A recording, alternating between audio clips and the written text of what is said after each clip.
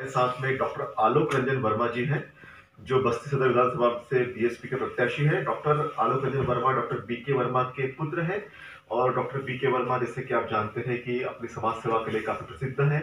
और डॉक्टर साहब, आपका बहुत बहुत स्वागत है। और मेरा सबसे पहला सवाल यह है कि समाज सेवा में आप भी अपने पिताजी के ही नक्शे कदम पर आगे जा रहे थे और अचानक आप राजनीति में आए और एकदम 30 साल की उम्र में बहन जी ने आपको यहाँ से टिकट दे दिया। जी जी, ये सर हमारा बहुत ही सौभाग्य की बात है कि बहन जी ने हमको आशीर्वाद दिया। और कहीं ना कहीं से हमको परिवार से प्रेरणा मिलती रही पहले से ही। और क्योंकि हमारा परिवार समाज सेवा का काम शुरू से करता रहा, पिताजी तो हमारे पूरे परिवार जी, हमारे बाबा, सब लोग समाज सेवा का ही काम किए।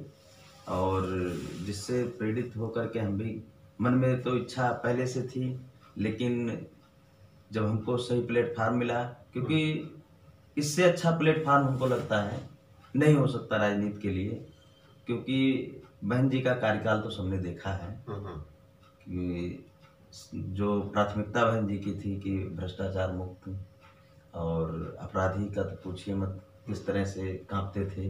हाँ। और जो बहन जी ने शिक्षा के लिए काम किया, आज तक उतना कोई नहीं करता है। बहुत सारी सरकारें आई गई और मौजूदा हालत में आप लोग देख ही रहे हैं शिक्षा और स्वास्थ्य की क्या स्थिति है। ये कोरोना में ही अगर बहन जी के बनाए हुए अस्पताल ना होते तो शायद संभव नहीं था कि जो सेवा हो पाई ये भी आज की मौजूदा गवर्नमेंट कर पाती। जी, बिल्कुल सही बात कही आपने कि जिस तरह से शिक्षा और स्वास्थ्य पे मायावती जी ने कार्य किया, उसका ही एक ये देखा जा सकता है परिणाम कि उसके रिजल्ट्स जो है कोरोना समय में हमने देखे।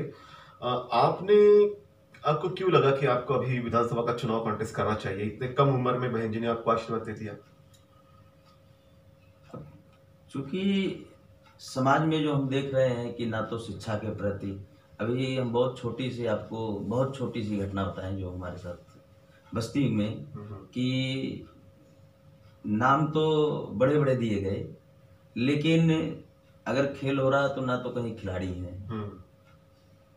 मतलब 14 गोल्ड मेडलिस्ट हमारे देश में आए, लेकिन बस्ती का दुर्भाग्य रहा कि एक प्रदेश लेवल का भी खिलाड़ी नहीं आ सका। अब जो भी कारण रहा हो, चूंकि अब हम तो उसमें नहीं थे, लेकिन कारण जो भी हो, लेकिन ये बस्ती का दुर्भाग्य ही कहा जाएगा कि इतने ऐसा नहीं है। बस्ती शुरू से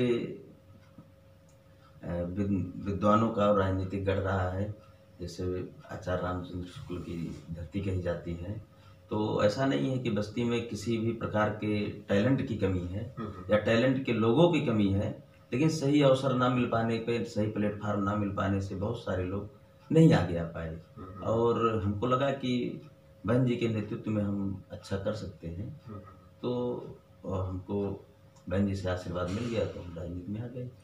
जी, बहन जी से आशीर्वाद मिला तो बिल्कुल 30 साल की उम्र में राजनीति में आ गए और अभी विधानसभा का चुनाव भी कॉन्टेस्ट कर रहे हैं। मेरा ये सवाल है कि जिस तरह से आप बस्ती विधानसभा से आप चुनाव कॉन्टेस्ट कर रहे हैं, किस तरह के मुद्दे हैं आपके प्रचार के लिए? किस तरह से आप लोगों के पास जाकर वोट की अपील कर रहे हैं? पहला तो हमारा मुद्दा यही है कि बिना शिक्षा के कुछ भी संभव नहीं है। जैसा कि बाबा साहब बहुत पहले ही कह चुके हैं कि शिक्षा ही वो ज्ञान है, और कि जो उसको पिएगा वो दहाड़ेगा, जो नहीं पिएगा वो पीछे रह जाएगा। तो पहला मुद्दा तो हमारा शिक्षा है। दूसरा मुद्दा हमारा स्वास्थ्य है। और उसके बाद जो समाज में आज चल रहा है कि केवल जातिवाद की, धर्म की राजनीति हो रही है, हमारे हिसाब से ये मानव समाज के लिए, मानव जात के लिए बहुत उचित या उत्तम नहीं है। तो हमारा मुद्दा तो यह है कि मानव जात के लिए जो भी कार्य सही हो, वही हमारा सही मुद्दा है, जिसमें सबका विकास, जैसा बहन जी का पहले से ही नारा रहा है, सर्वजन हिताय सर्वजन सुखाय के ही निर्देशों पे हम अपना मुद्दा रखें। यस, एक युवा नेता कैसा होना चाहिए? आप देख सकते हैं कि उनका विजन बिल्कुल साफ है, स्पष्ट है कि शिक्षा के ऊपर उनका काफ़ी फोकस है और वो चाहते हैं कि इनके प्रदेश के, इनके विधानसभा के युवा जो हैं या जो लोग हैं वो शिक्षित हो, आगे बढ़े और इसी तर्ज पे जो है उनके विकास के मुद्दे हैं। ये बहुत अहम बात है कि एक युवा इस तरह से सोचता है कि उनका विकास का मुद्दा शिक्षा होना चाहिए, धर्म की राजनीति नहीं होनी चाहिए, नफ़रत की राजनीति नहीं होनी चाहिए। तो इस तरह के ही युवा की ज़रूरत आज देश को है।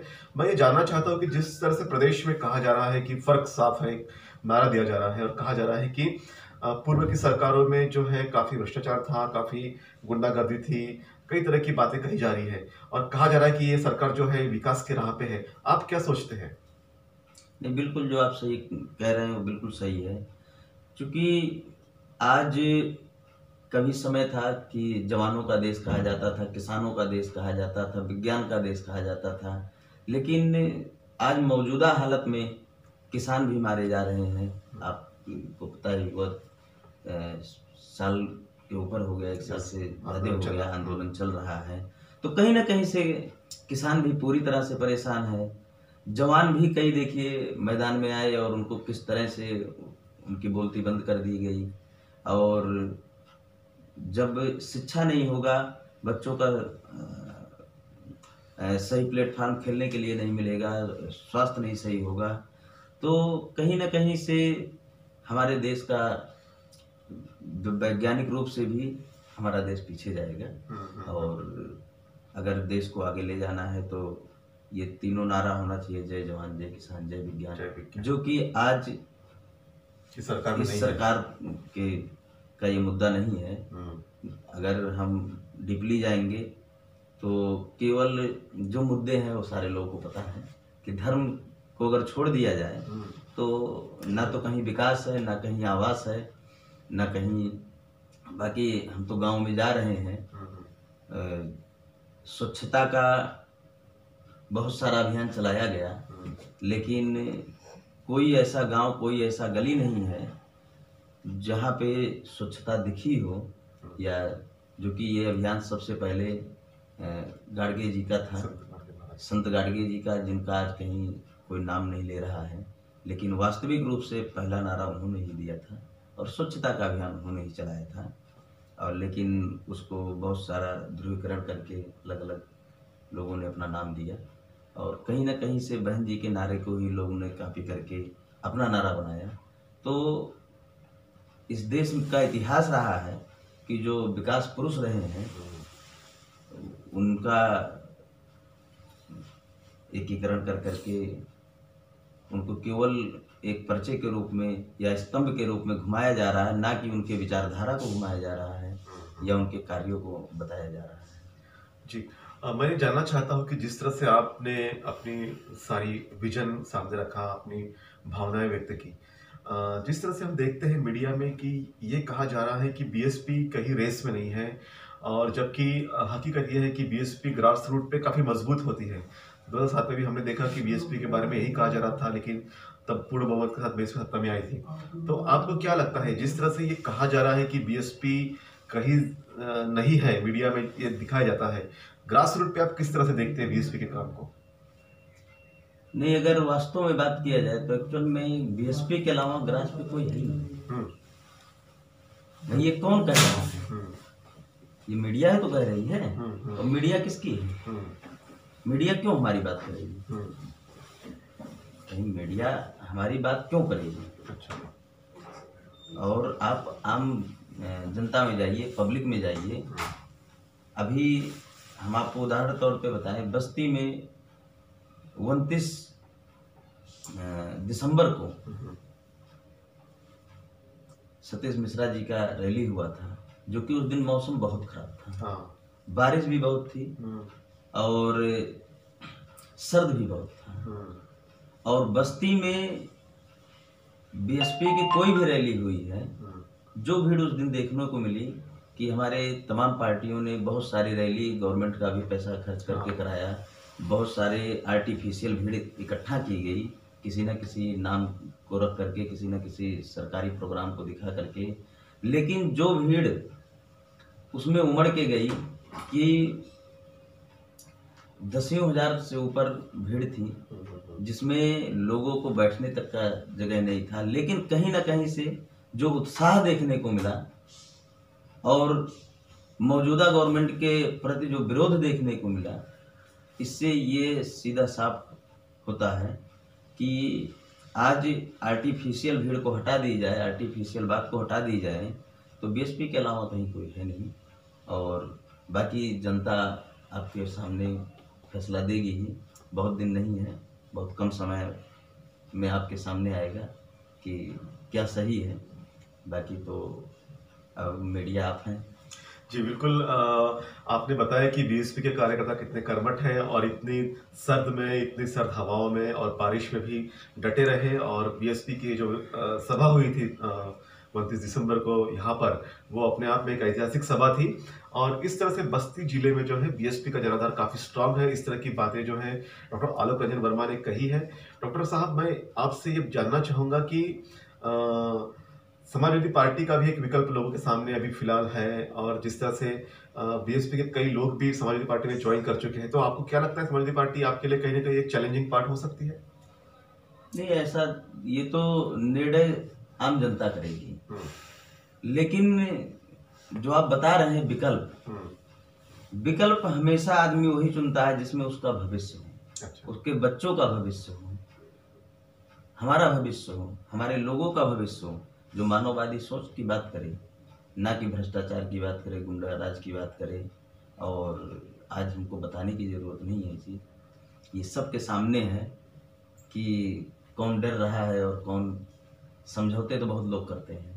बहन जी ने कहीं पे अपने विचारधारा के साथ कोई समझौता नहीं किया है, ना अपनी राजनीति के साथ कहीं समझौता किया है। तो ये तो मुद्दा साफ है कि मजबूत कौन है, कमजोर कौन है, ये हमको कहने की जरूरत नहीं। बिल्कुल, मुद्दा साफ है, मजबूत कौन है, कमजोर कौन है, धरातल पर कौन है। इस तरह की बातें डॉक्टर आलोक रंजन वर्मा ने कही। डॉक्टर साहब, आप हम अंतिम पड़ाव पे हैं और आपने बहुत अच्छी बातें जो है हमारे साथ में साझा की, शेयर की। एक अच्छा कॉन्फिडेंस भी आपके साथ सामने है। आप अगर इस विधानसभा से चुनकर जाते हैं, तो आपकी इस विधानसभा के डेवलपमेंट के बारे में क्या विजन है, क्या सोच है आपकी? सबसे पहले तो हमने जैसे पहले ही बताया कि बस्ती में किसी भी टैलेंट की कमी नहीं है। लेकिन यहाँ पर कभी ने जो भी लोग पहले से रहे उस टैलेंट को पहचानने की कोशिश नहीं की। तो जिन बच्चों को यहाँ से बाहर जाना पड़ता है, अभी ना तो बस्ती जिले में कोई इंजीनियरिंग कॉलेज है, और जो स्थिति मेडिकल का है सारे लोगों के सामने है कि अभी कोरोना काल में बस्ती जिले में हमको नहीं लगता गवर्नमेंट का एक भी वेंटिलेटर चल पाया, चाहे वो जिला अस्पताल की बात हो, चाहे मेडिकल कॉलेज की बात हो। तो कहीं ना कहीं से ये आम जनमानस के लिए सारी चीज़ों को हमको सुधार करना पड़ेगा, जिसमें जो हमने पहले अपना विचारधारा बताया उस सब उसमें समाहित हो जाता है कि सर्वांगीण विकास तभी होगा। आपने जो इस अब तक की जो बातें कही, आपने अपने व्यक्तित्व के बारे में, अपने लोगों के बारे में अपने विचार रखे। मैं जानना चाहता हूँ कि अगर आप विधायक चुनकर आते हैं, तो बस्ती के विकास के बारे में आपने क्या सोच रखी है, क्या विजन है आपका? सर, सबसे पहले तो हमने जैसे बताया कि बिना एजुकेशन के कुछ भी संभव नहीं है। और सर्वांगीण विकास तभी हो सकता है जब हमारा स्वास्थ्य सही हो, शिक्षा सही हो, मानसिक रूप से सही हो, हेल्दी हो। तो इस सारे चीज़ों के लिए अच्छा प्रयास किया जाएगा कि जिन चीज़ों के लिए अभी तक हमारा ज़िला कहीं ना कहीं से वंचित रह गया, चाहे वो इंजीनियरिंग के लिए हो, अभी तक बस्ती जिले में कोई भी इंजीनियरिंग कॉलेज नहीं, अच्छा, गवर्नमेंट या प्राइवेट कोई नहीं। दूसरा, अभी कोरोना काल में चाहे हम मेडिकल कॉलेज की बात कर लें या जिला अस्पताल की बात कर लें या जितने भी गवर्नमेंट की सुविधा है, कोरोना काल में एक भी वेंटिलेटर बस्ती जिले में नहीं चल पाया। ये बस्ती जिले का दुर्भाग्य रहा कि मौजूदा सरकार ने व्यवस्था नहीं कर पाई। तो इन सारे मुद्दों को हम लेकर के और कोशिश करेंगे कि हर व्यक्ति तक वो सुविधा पहुंचाई जा सके जो हर व्यक्ति का मूल अधिकार है, उसकी ज़रूरत है, चाहे वो स्वास्थ्य हो, शिक्षा हो या और बहन जी के कार्यों में पहले भी आप लोगों ने देख ही चुका है कि चाहे वो आवास का मामला हो या फिर स्वच्छता का हो या लाइन ऑर्डर का हो या महिलाओं की सुरक्षा की बात की जाए या बालिकाओं की पढ़ाई की बात की जाए, तो ये सारे मुद्दे हम कवर कर करके और लोगों की सेवा करेंगे। बिल्कुल, एक बहुत ही नेक और निहायती सोच इस युवा के माध्यम से हमने देखी कि ह्यूमन डेवलपमेंट की बात करते हैं। अब तक जो हम लोग मिले हैं, उसमें से इस युवा का जो एक नज़रिया है समाज के प्रति देखने का कि शिक्षा हो, स्वास्थ्य हो, रोज़गार हो, बच्चों की शिक्षा हो और ह्यूमन डेवलपमेंट पे सबसे ज़्यादा फ़ोकस इनका है। और एक बहुत ही होनहार प्रतिभावान युवा जो है, जिन्हें बीएसपी ने बस्ती से टिकट दिया है। हम आपके लिए मंगल कामनाएँ व्यक्त करते हैं, आप हमारे बीच में आए, हमसे बातें की, इसके लिए आपका बहुत-बहुत धन्यवाद।